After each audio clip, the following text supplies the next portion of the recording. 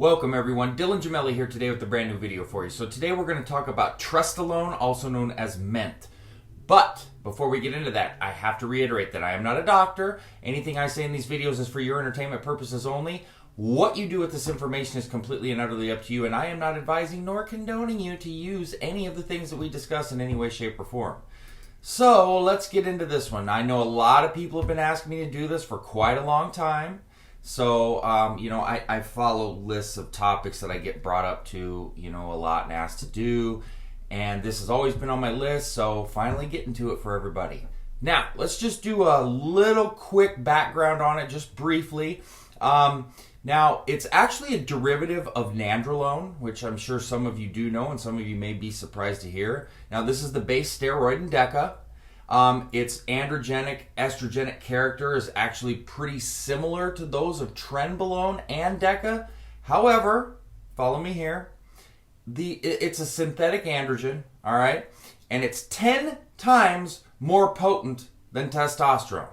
10 times, all right? So significant here when we're talking about strength, which I'm going to get into. And you've heard me, if you follow me on the forums, you know when I talk about strength, and we get into that, I always bring up Trestolone, all right, being extremely strong. Now, Trestolone hasn't been around for a long time. It's picked up speed, especially mainstream in the last 5-6 years. It's been around longer than that, but I'm just talking popularity. It's really been picking up the last few years especially. Now, it was actually researched all the way back in the 60s. I know that it wasn't talked about back then, but it was starting to be researched back then by different pharmaceutical companies.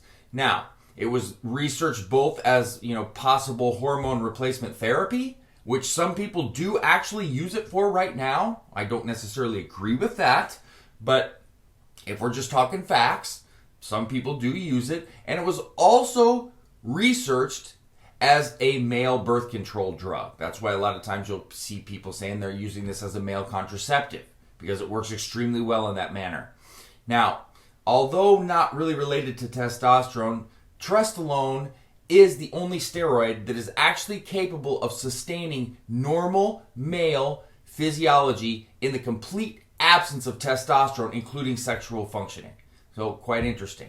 Now, let's talk about some functioning here with it. Trestolone is going to give some similar results as testosterone, but a lot more profound, okay? Now, there's no doubt here at all that one's gains will measurably surpass, what's actually attainable with an equal dose of testosterone. I don't think anybody's going to argue that, all right? The results people have reported at times can be comparable to something like a D-ball or something like a Trestolone. It varies from person to person. Let me explain.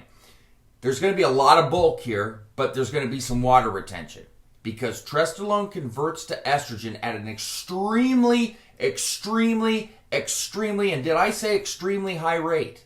All right? The results people, see are variant. Some people are far more estrogen sensitive than others, but even people that aren't estrogen sensitive do find that they are a little sensitive when it comes to using Trestolone. All right? Now, there's going to be less water than D-ball on the surface, even though it's going to convert to estrogen at a higher rate, which is nice. But you've got to control it, all right?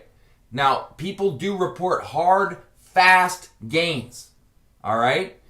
There's, a debate out there, I guess, that goes on whether testosterone and Trestolone should be taken together. I, for one, I always tell people you should run tests on every cycle. However, with Trestolone, there's always exceptions to rules, and you don't necessarily need testosterone with it. I'm not opposed to it, but let me tell you something. If you're going to run test with Trest, you need to keep that test dose low. We're going to talk about the Trestolone dosage in a minute, but don't be running 500 milligrams of testosterone with Trestolone. Not a good look. Not smart. All right, you're going to blow up like a water balloon. You're going to be full of estrogen. Don't do it. All right? I mean, you can try it, whatever. I wouldn't recommend it. Some people like to stack it with Tren. Once again, extremely extremely strong. So be very, very careful. I'm not saying you can't do it, because you most certainly can. What I am telling you is that you better do it with caution, and you better be a little more moderate and conservative in what you're doing. All right? Once again, everybody's different. Some people think they need everything under the sun. I'm not that guy. I'm the guy that teaches you how to take care of yourself and how to actually use these without wrecking yourself and actually making gains without losing them. Now, let's talk about some side effects. Now, it comes in oral and injectable form. Now, it's very liver toxic in the oral form. The injectable form is going to work much better for you. All right, much better. Now, it has a lot higher feedback rate on the hormone system, and it also aromatizes easily, as I said, and it also converts to DHT. So for the most part, typical steroid side effects that you see with any other steroid are going to be present. All right, you know what they are: possible aggression, possible acne, possible hair loss. You don't know if you're going to get those things. They're all possible with steroids. All right, now you're going to definitely, please. I know if there are people out there that don't think you should never run an aromatase inhibitor. I'm telling you, you will be sorry if you do not run a Arimidex or Aromacin with Trestolone. I'm telling you, there might be a few anomalies out there, but for the most part, you will be sorry. I'm not saying you got to run ridiculous amounts, but I know a lot of people that have had to bump Aromacin to 25 milligrams every day, and that's a lot. All right? I wouldn't even personally, I've discussed this. I don't use anything anymore. I haven't for some time. But I personally wouldn't even mess with Trestolone because I'm pretty estrogen sensitive myself. But that's for you to decide. All right? I can't make that decision for you. Now, remember, Trestolone, a lot of times it gets compared to Tren, but it doesn't have, typical Tren side effects. So there's no night sweats, no insomnia. There shouldn't be inappropriate amounts of aggression. There shouldn't be any loss of libido either. You should have an increase in libido with it. So now, one thing about it is it's pretty versatile. More people are going to use it for bulking, but you could use it for cutting. The water retention thing is what makes it a little bit more difficult for cutting. But if you control it, all right, and your diet's on point, you can still definitely cut with it. Now, I don't believe in stacking it with too many things at all. And if you are going to stack it, I would make sure that you're stacking it with lighter compounds. What are lighter compounds? Like your Anavar, your Primabol, and your Masteron. Things like that with a lot less side effects that aren't as harsh on your body, that don't convert to estrogen. Just, think about these things when you're stacking, if you're going to stack it. But it works completely fine on its own. Now, dosing-wise, I'm a little bit more conservative here with it, like I am with everything. I would say between 200 and 400 milligrams a week. I would not exceed 400 milligrams per week. I really wouldn't. I would tread lightly in that regard. So, everybody's different on their view of it. You could say that it's kind of like a cross between Test, Tren, and D-ball. That's really what you could say.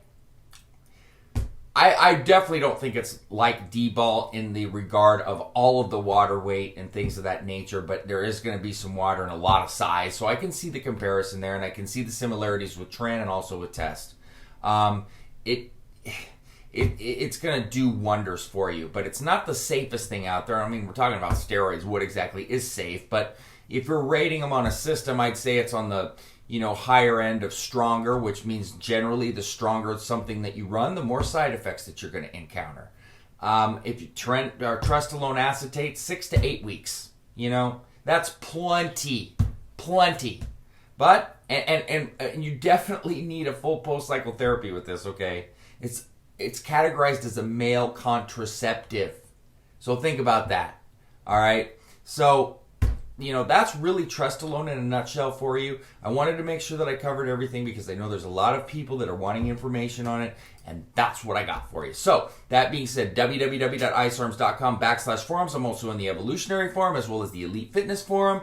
And you can email me, Dylan@icearms.com, with questions and comments as well. And please don't forget to subscribe to the channel. That being said, stay tuned for plenty more to come. Dylan Gemelli, signing off.